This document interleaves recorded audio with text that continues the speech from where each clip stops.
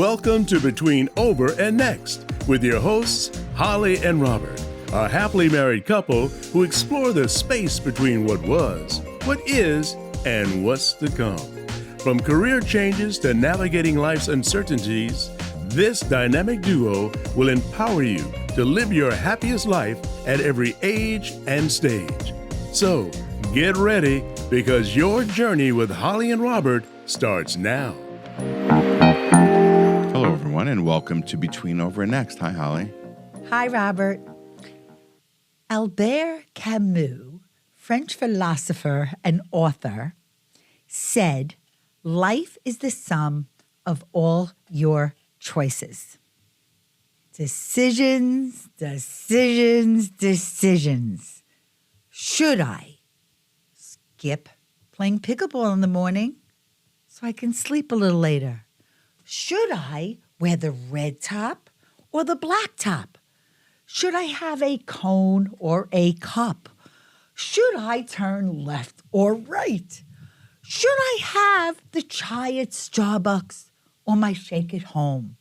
Should I go to the beach or the pool? Should I play mahjong or focus on writing a blog article? Tacos, sushi, pasta, salad, sandwich, read a book, watch TV, listen to a podcast. What should I do? A lot of choices there. Statistics. I love looking things up. On average, a person makes about 35,000 decisions every day, which equates to over 12 million decisions a year. Everything we do involves making choices. Who am I to argue with Albert? Unconsciously, consciously, sometimes with a little effort or thinking, or sometimes we agonize for hours over making decisions.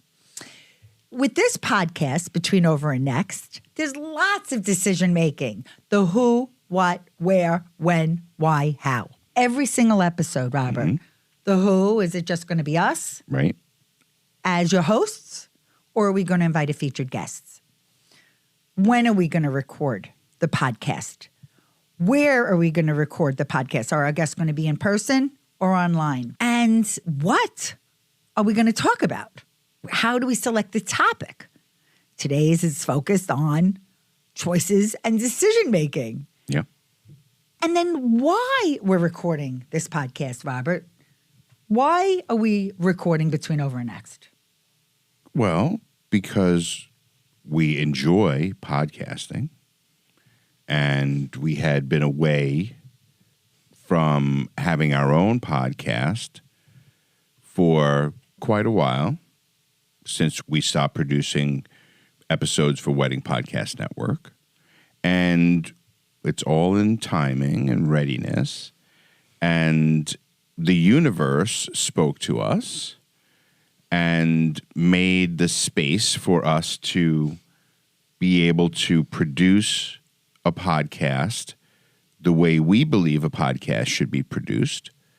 And here we are. We trusted the universe to direct us, and that's exactly what happened. And that's really why we decided to do it, because we could have, not for lack of knowing how to do it or equipment or anything like that, we could have started recording a podcast at any given moment. But we chose not to.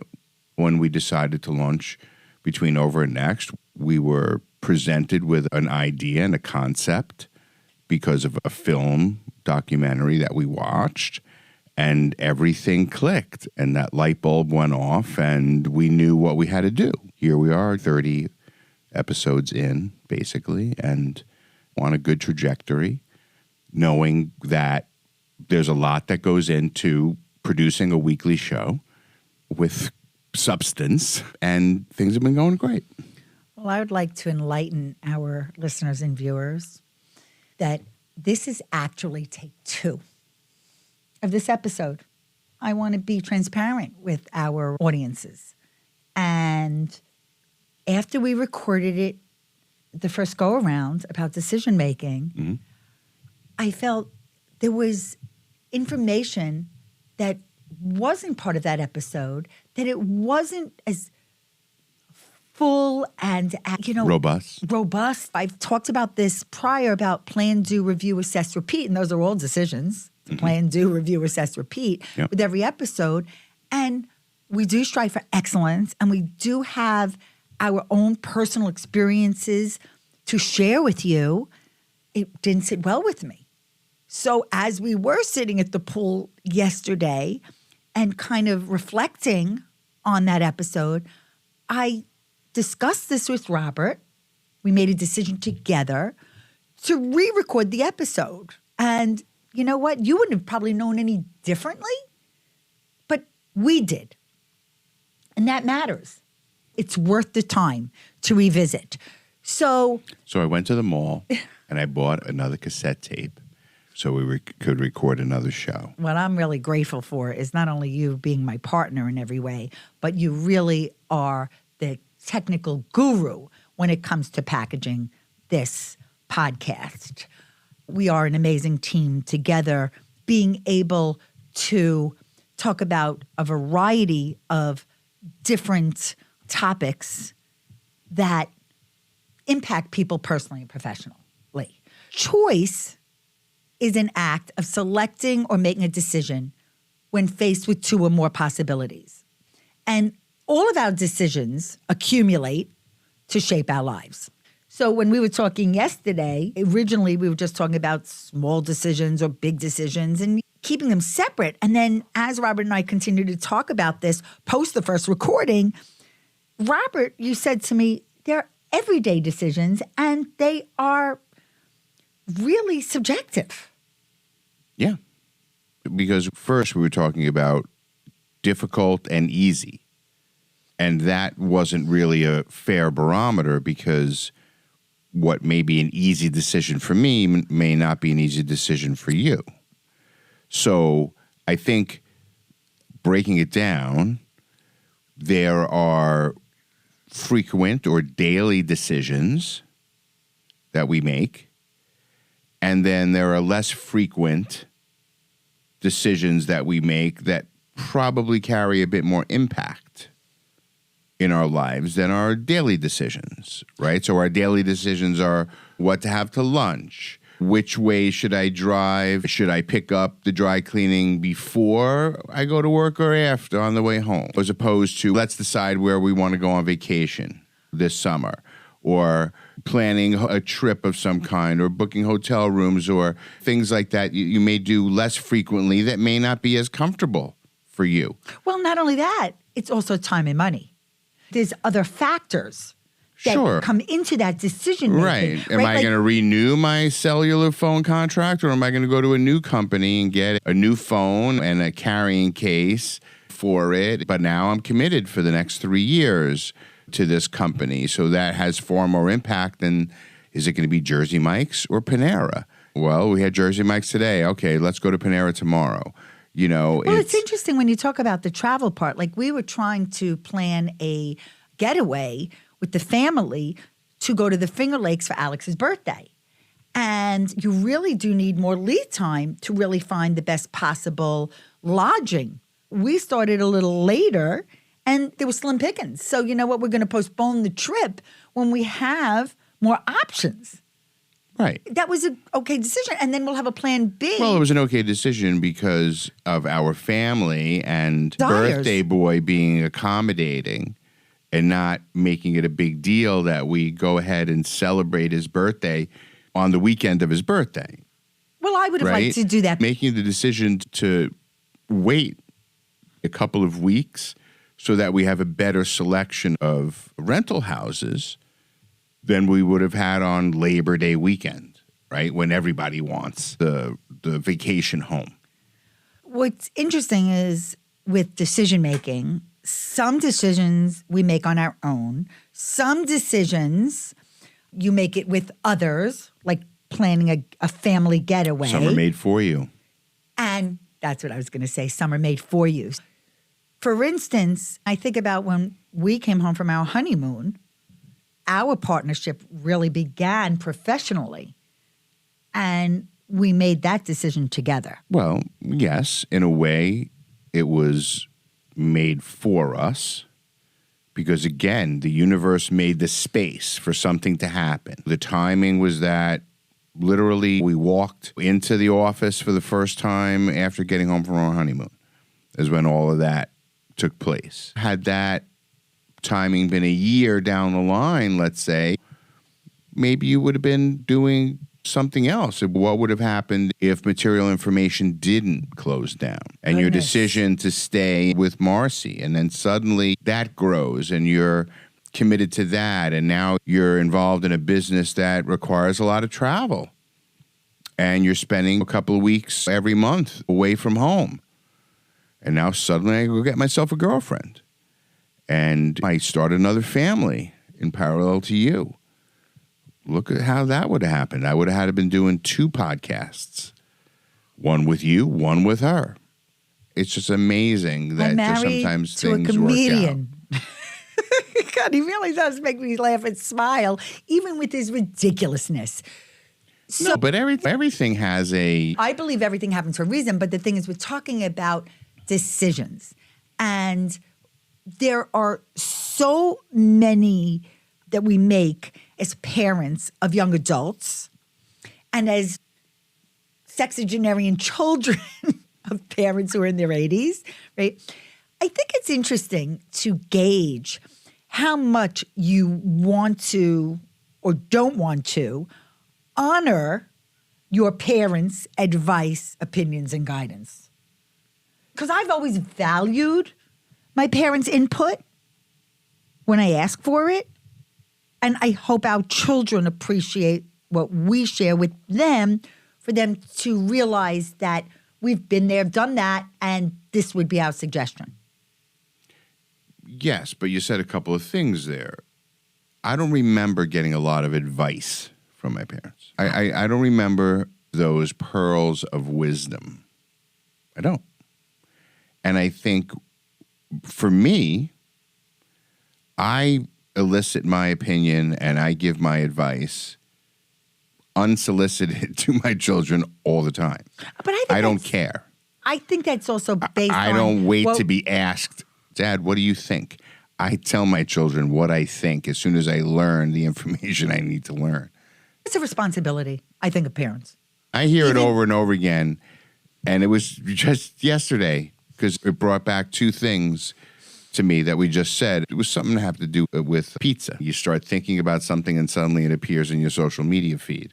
Lately, I've been seeing like a lot of pizza stuff. So there was just a video I watched of a guy making pizza for 30 years, and the camera pans over and his son is there making pizzas alongside of him and all of that. And they were going back and forth and busting each other's balls. And the son says that if he wasn't on me like that, it would mean he doesn't care. Like, it's because he's on my ass and telling me to do things and how to do it and all of that, it means he cares about me. If he didn't do those things, if you didn't get that kind of attention, that kind of oversight, if you have the kind of parents who just didn't care, who were always off on vacations and left you alone and all of that, and they might have looked at it as giving you your freedom at a young age. And I had a lot of friends like that. We would end up at their house because their parents were always away on vacation, and we'd be hanging out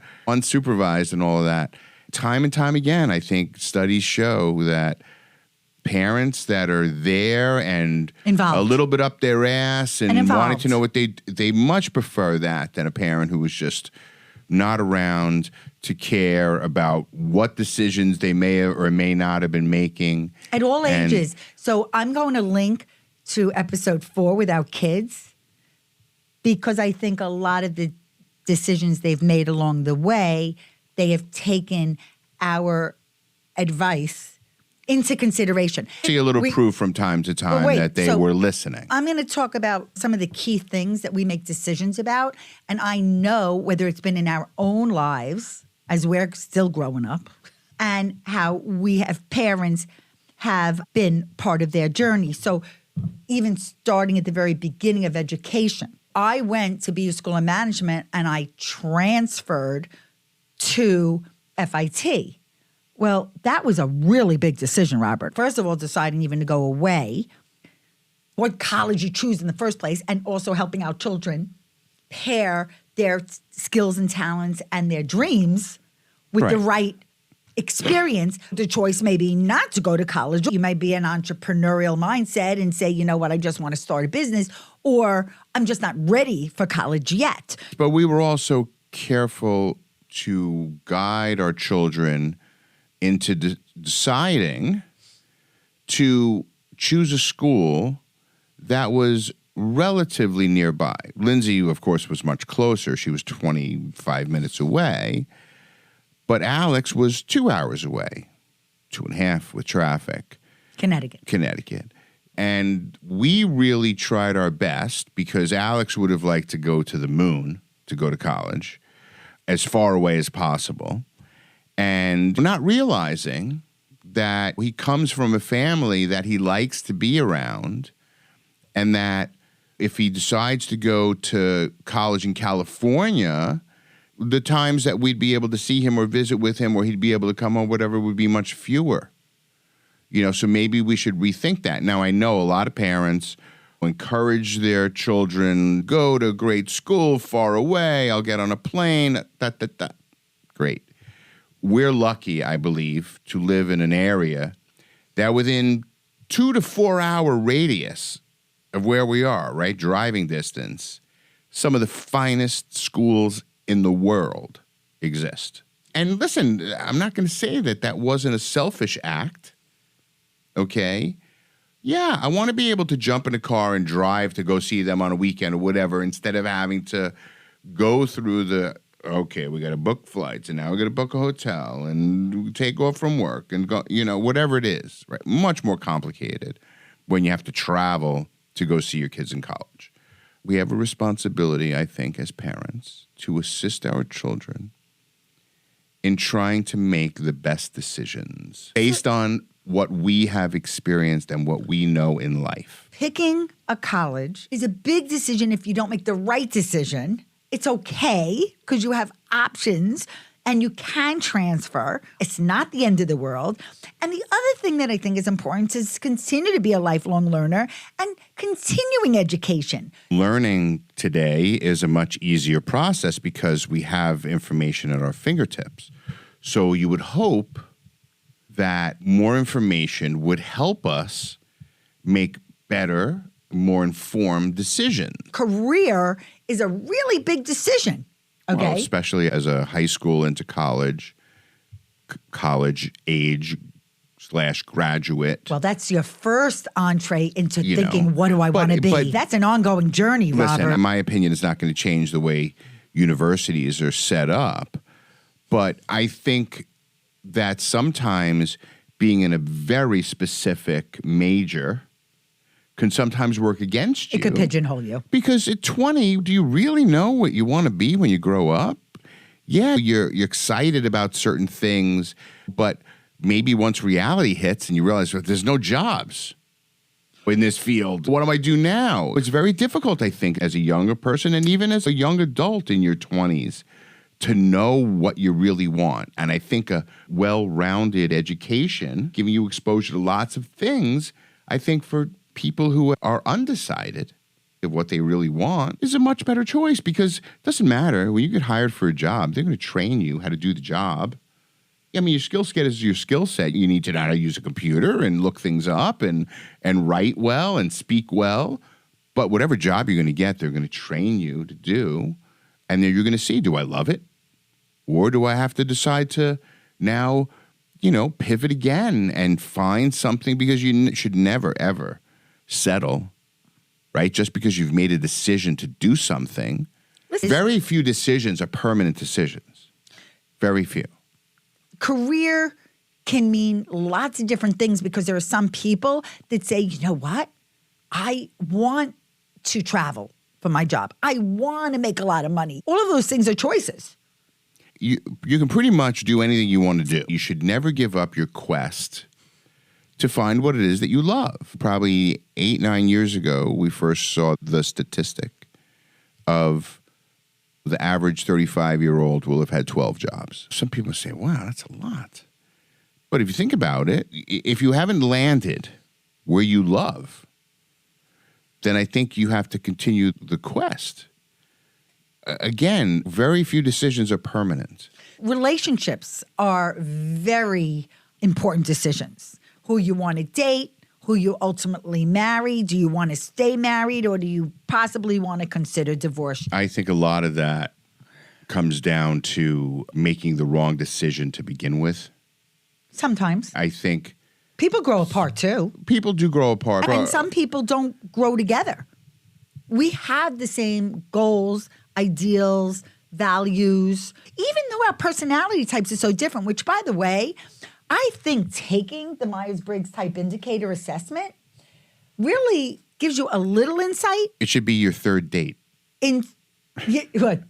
The You MBTI? should take the MBTI on your third date. It's really important to remember that personality types and decision-making styles Well, I wonder- are equally valuable. Not one type can be characterized as the best decision maker.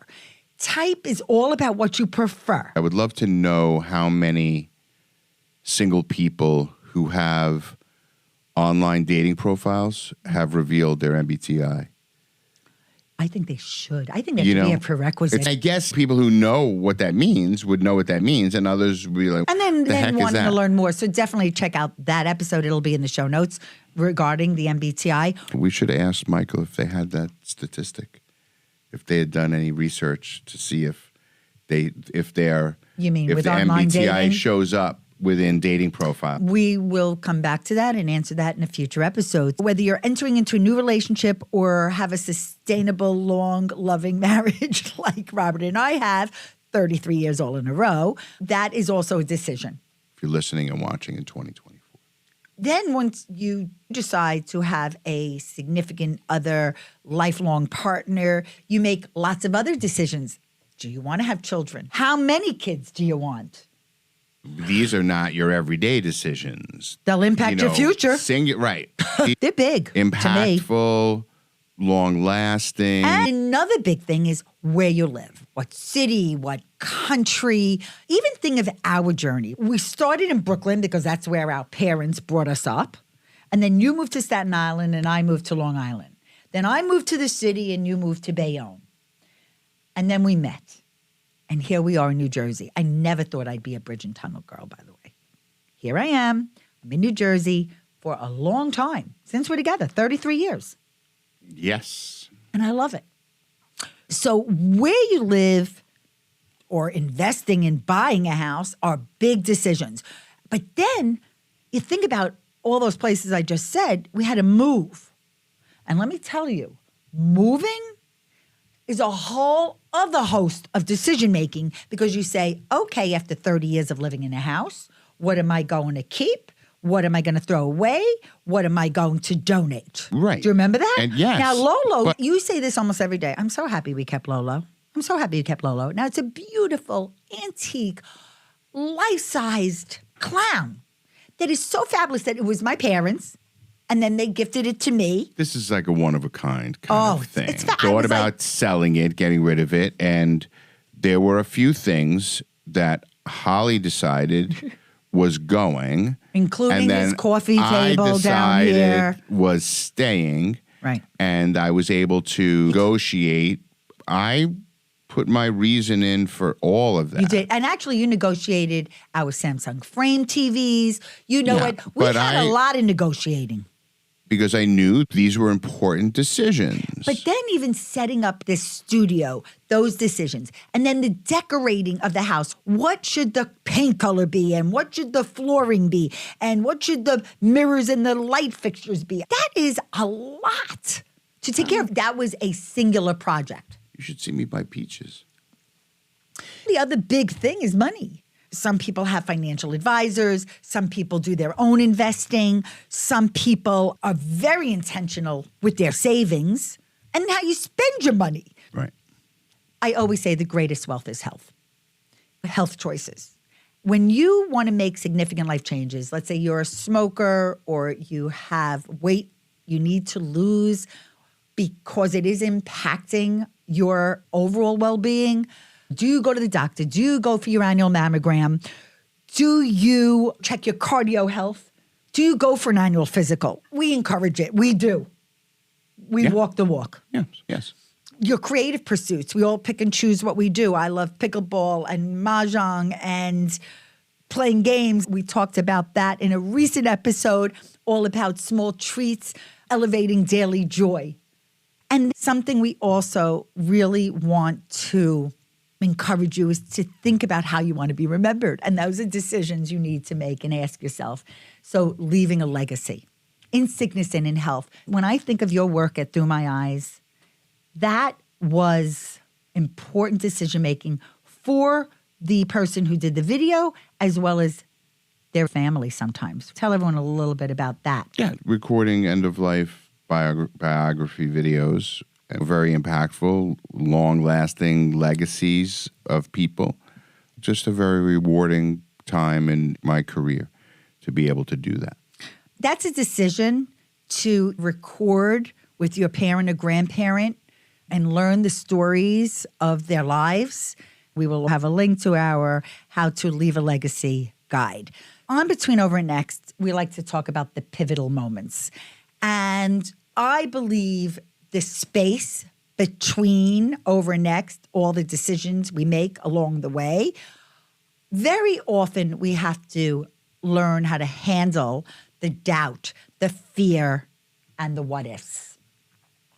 The 3 C's in life are choices, as we've been talking about. And then the other 2 C's are chance and change. The definition of chance is the possibility of something happening. To me, that's all about taking risks and seizing opportunities that could lead to life-changing outcomes. We all need to measure risks, become more confident, and make informed choices. You got to make a choice, take a chance to change. And change, the definition, is to make someone or something different, to alter or modify. Change is inevitable in life and in work. Resisting change can hinder growth and happiness. Our recommendation is to stay open-minded, to adapt, to seek opportunities within the challenges, always maintain a positive outlook, recognize that doubt is a natural part of the decision-making process. It is so important to focus on your why, not just your what, to avoid the trap of societal expectations and pressures, to not let others dictate your path, and to evaluate your work-life balance. I think that's the one missing thing in most people's lives. Don't have regrets. Something I always say, whether I'm at point of purchase in a store or about sending a text or an email before I push send, is when in doubt, do without. Pause. Think.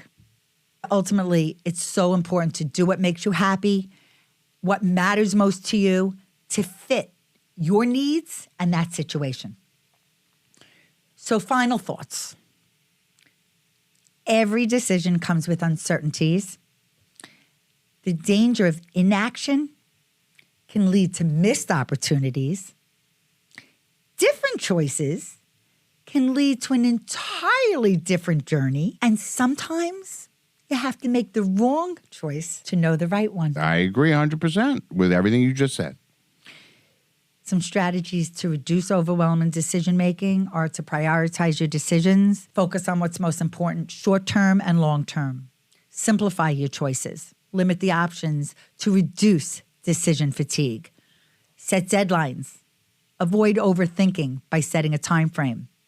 Establish daily habits to minimize trivial decisions. Trust your gut and past decision-making successes. Be proactive in making choices rather than letting fear dictate them. Seek support and perspective from your partner, trusted friends, mentors, colleagues, and live a fulfilling life through intentional decision-making. We hope that your decision-making process will be a little bit easier listening to our advice about decision-making, because we're expert decision makers. We always make the right decision. No, we don't. We all make lots of wrong decisions. I think that's okay, as long as you learn from your mistakes. That really is the most important thing. If you're making decisions and it's the wrong decision over and over and over again, then try something else. Then maybe you'll be making better decisions. But I think learning from past decisions is the best advice that I can share, because we make so many decisions each and every day. We're bound to make some better than others, but learning from them is the most important thing. Do you agree?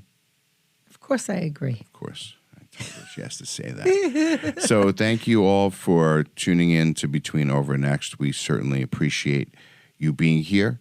If you have any questions or comments, please make sure that you share them with us, and we look forward to seeing you next time.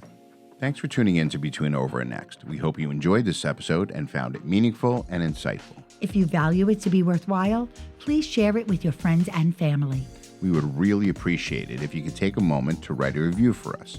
Your feedback will help us continue to create content that resonates with you. And don't forget, in the show notes, you can find all the relevant links mentioned in this episode, from accessing free downloads to visiting our website and more. If you have any questions or comments, we would love to hear from you. Simply send us an email. Our email address is hello@hollyandrobert.com. We're always excited to connect with our listeners. So until next time, thank you again for joining us on Between Over and Next. Thank you for listening to Between Over and Next, the podcast that navigates the twists and turns of life with courage, laughter, and a whole lot of inspiration. Tune in every Tuesday to hang out with Holli and Robert on your favorite podcast platform. Visit hollyandrobert.com and follow them on social media to ignite your passion and fuel your dreams.